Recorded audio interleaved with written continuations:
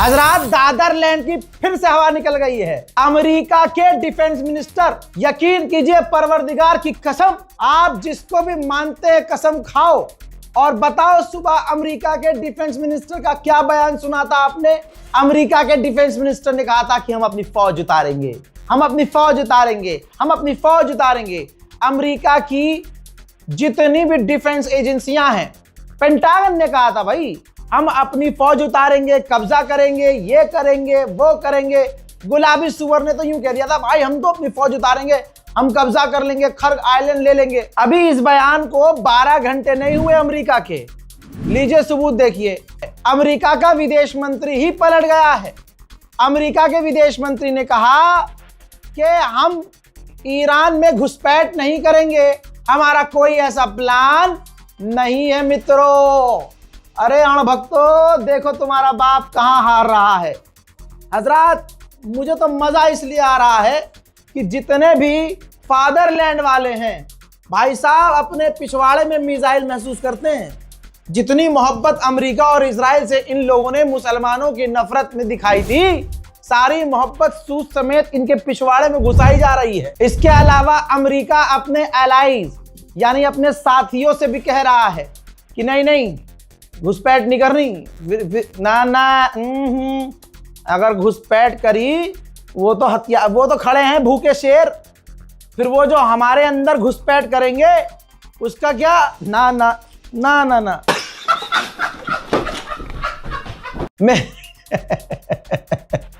मेरे दोस्तों, आपको बता दूं कि ईरान ने जैसे ही ऐलान किया, बल्कि ऐलान नहीं किया दिखा दिया, वीडियो जारी करके आपको मैं दिखा चुका हूं। ईरान ने कहा कि 10 लाख फौज हमारी तैनात है, खर्ग आइलैंड पर हमने अपनी फौज तैनात कर दी है, defence system, drone, missile, rocket तैनात कर दिए हैं। अब अमेरिका ने सोचा साला हम तो सिर्फ बयानबाजी कर रहे हैं, ये ईरानी एक्शन ले रहे हैं भाई। ओए मोरे मैया।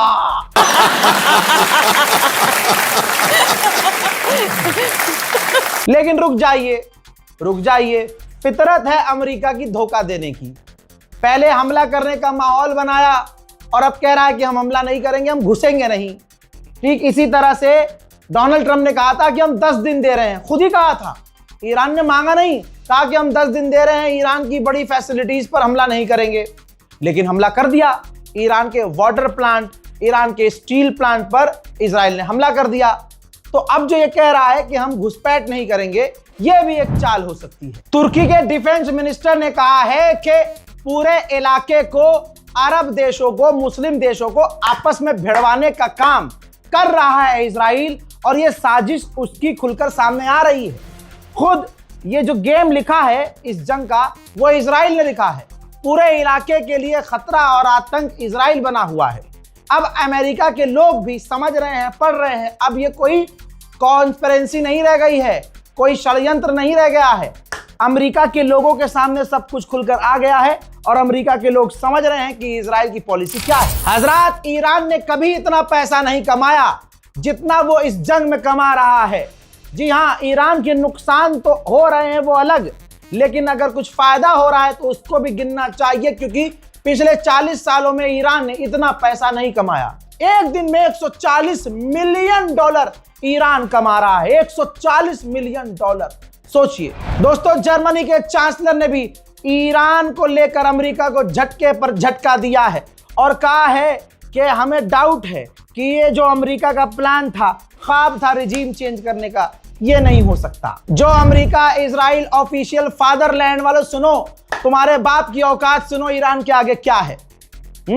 अरे कुछ आरती वारती काहे नहीं उतार रहे हो? अब सड़क पे नहीं आ रहे तुम्हारे सुअर जो नेता हैं, जो धर्मगुरु हैं।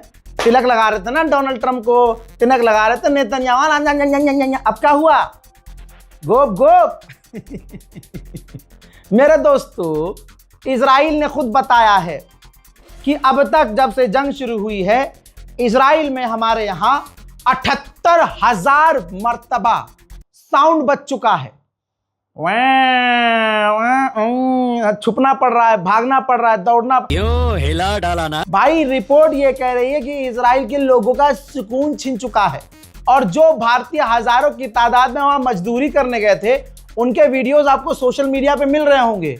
कुछ ऐसी लड़कियां भी हैं, कुछ ऐसे लड़के भी हैं जो ठीक ठाक कंपनी में गए थे ये सोच के कि इजराइल आवर फादरलैंड, बिल्कुल मुसलमानों के नरसंहार वाला देश है, हमें तो मजे आएंगे।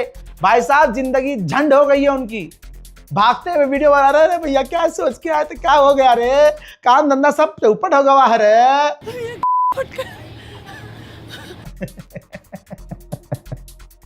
बेचारे बंकर में रह रहे हैं। एक भारतीय बेचारा मजदूर, उसके यहां मिसाइल का छर्रा लगा है। 18 दिन से वो अस्पताल में है। गोदी मीडिया ने इंटरव्यू भी किया है। यहां तक कि गोदी मीडिया के एंकरों को आप ईरान में नहीं देखेंगे, आप सिर्फ इजराइल में देखेंगे। गोदी मीडिया इजराइल और मोदी सरकार का प्रोपेगेंडा चला रहे हैं, लेकिन फेल हो रहे हैं, क्योंकि झूठ कितनी भी ताकत से बोला जा रहा है, सच एक भारी पड़ रहा है। मैं अपनी बात नहीं कर रहा हूं, ना, क्योंकि दुनिया देख रही है कि एक सिर्फ बकैती मारने वाला है और एक मिसाइल मारने वाला। ले बेटा, फिर इसका गाना सुनेगा गो गो। अमेरिका के ऑफिशियल कह चुके हैं कि डोनाल्ड ट्रंप कुछ देख नहीं रहा है, वो रील देखता है। 24 घंटे में क्या हो रहा है वो देखता नहीं है, खाली एक रील बना के दिखाई जाती है, वो देखता है हाँ, और रील के अंदर क्या बेस्ट शॉट दिखाए जाते हैं, तो ये सोचता बहुत बढ़िया चल रहा है। और ये अपनी स्पीच देकर ईरान के विदेश मंत्री बोल चुके हैं कि इकोनॉमी के साथ गेम खेलता है। झूठ बोल देता है कि बस सब ये करने वाले हैं, हम ये खुलवाने वाले हैं, स्ट्रेट ऑफ हॉर्मुज़ खुलवाने वाले हैं, तेल के हम जंग खत्म करने वाले हैं। तो क्या होता है, स्टॉक मार्केट में उछाल आ जाता है। तो ये बहुत बड़ा बिजनेसमैन है, ये दलाल है। अब इसने क्या बोला ये देखिए, इसने कहा है कि मैं बहुत बड़ी स्पीच देने वाला हूं इकोनॉमिक्स में, मियामी में, और हमारी मिलिट्री ऑपरेशन ईरान में जो कर रही है बहुत बढ़िया कर रही है। हजरात, 1.5 लाइन के इस बयान से आप समझ सकते हैं कि कितनी फटके चार है इस गुलाबी सुअर की। गुलाबी सुअर परेशान है एक बार फिर से गिरती हुई इकोनॉमी और सेंसेक्स जो पूरा लाल हो गया है, मार्केट जो इसकी लाल हो गई है इसके चूतड़ों की तरह। अब भाई साहब ये टेंशन में आ गया है कि स्पीच देनी पड़ेगी, लेकिन ये भी स्पीच का गेम चलेगा नहीं, क्योंकि ईरान पीट रहा है और इसने ईरान के फैसिलिटीज पर फिर से हमला करवाकर क्लियर कर दिया है कि ईरान और दुनिया कोई इस पर भरोसा नहीं करेगा। मेरे दोस्तों, अमेरिका के विदेश मंत्री ने कहा कि अभी हमारा ऑपरेशन 2 से 4 हफ्ते और चलेगा इंशाल्लाह। 4 हफ्ता तो बहुत ज्यादा बोल दिया, 4 हफ्ते से पहले घुटने पे आओगे। अमेरिका के विदेश मंत्री ने कहा है कि रशिया ईरान की मदद करके हमें कुछ नुकसान नहीं पहुंचा सकता।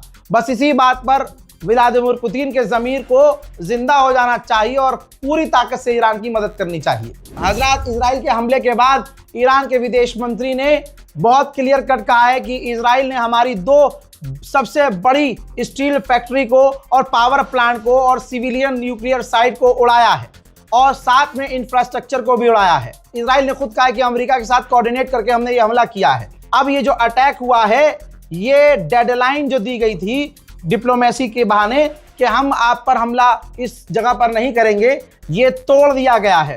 अब याद रखना, ईरान बिल्कुल इसका बदला लेगा और इजराइल को अपने जुर्म का भुगतान बड़े लेवल पर करना होगा। हज़रात मोहतरम, इसके बाद देखिए दोस्तों, ये ईरान ने कई सारे अरब देश जैसे Israel, Bahrain, UAE, Kuwait, Saudi Arab, Qatar तीसरी बार 3 घंटे में नोटिफिकेशन जारी कर दिया और कह दिया है कि अरे आम लोगों, जो तुम इन फैसिलिटीज में काम कर रहे हो, जिंदा रहना है तो इन इलाके से दूर हो जाओ। अमेरिकी लोगों की फौज की जहां मौजूदगी है, भाग जाओ। मोहतरम हजरात, फिलहाल के अपडेट में इतना ही। इस रिपोर्ट को शेयर कीजिए, दुआओं में याद रखिए, चैनल को सब्सक्राइब कीजिए। जय हिंद।